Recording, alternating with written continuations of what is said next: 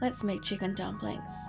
It's as juicy and delicious as the authentic pork dumplings, but this can be enjoyed by more people because it's halal.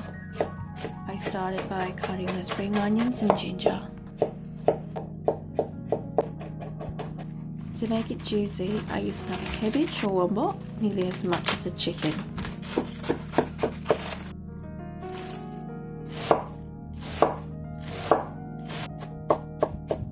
Then I salted the cabbage to release most of the water content, then squeeze it dry to prevent the filling from getting soggy.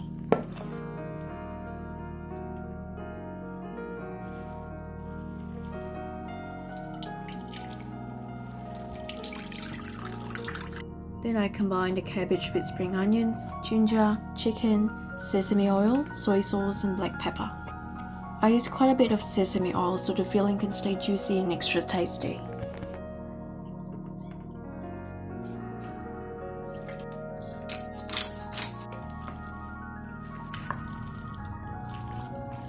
Place a dumpling wrapper on your palm, wet the surface around the outer side of the wrapper with water.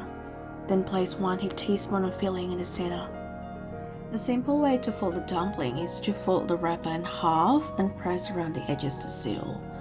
Then fold the corner of the dumpling towards the other side and make sure it's airtight. You can also fold the dumpling into a popular moon crescent shape.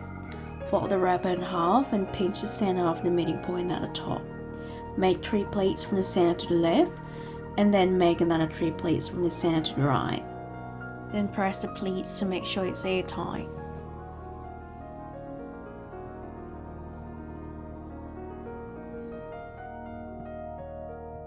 I like to have my dumplings crispy on the bottom.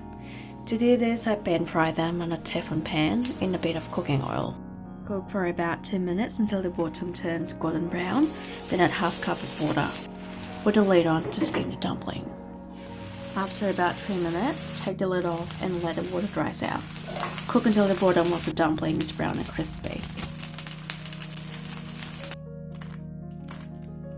I serve this with dumpling dipping sauce, also with a bit of chili flakes and sesame seeds. There you go.